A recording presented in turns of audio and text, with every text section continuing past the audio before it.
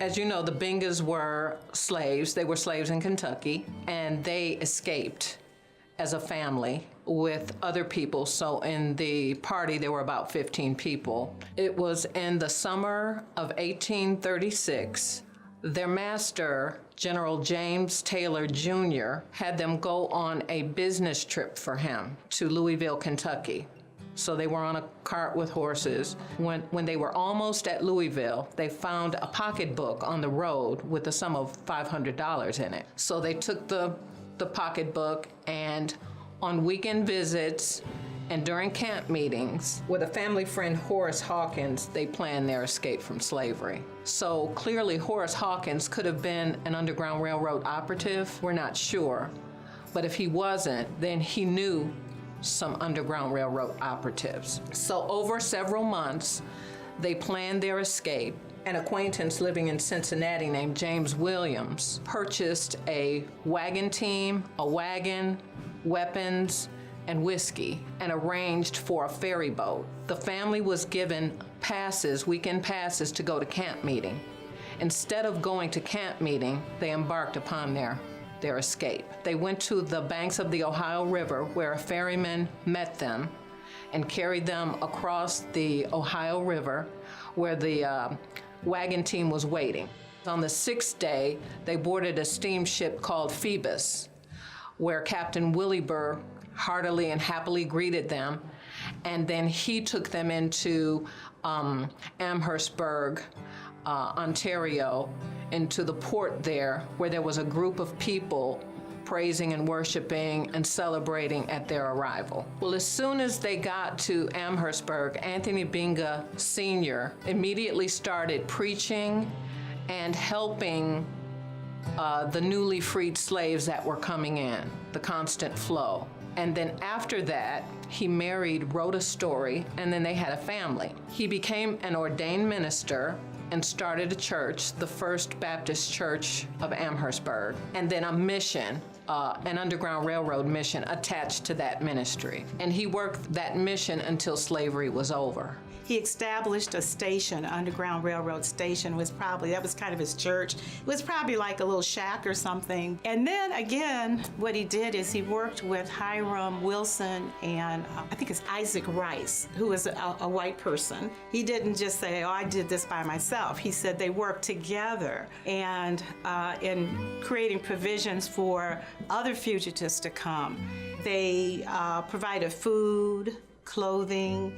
He mentions that that some of the white persons in the community actually needed laborers and needed help, and so he was actually able to give them jobs, through the assistance of kind, benign, people in the neighborhood. At the time of the fugitive slave law, I think it was before that time, but it was approaching, and I think that there were bounty hunters out there, and probably looking for him. I know it was very dangerous. And he mentions that the number of persons who were crossing the river and were coming into Amherstburg increased each year. Definitely, it was very risky. And then not really knowing who in the area was really supporting his efforts and who might be there just keeping an eye on him, or maybe had even let someone know where he is.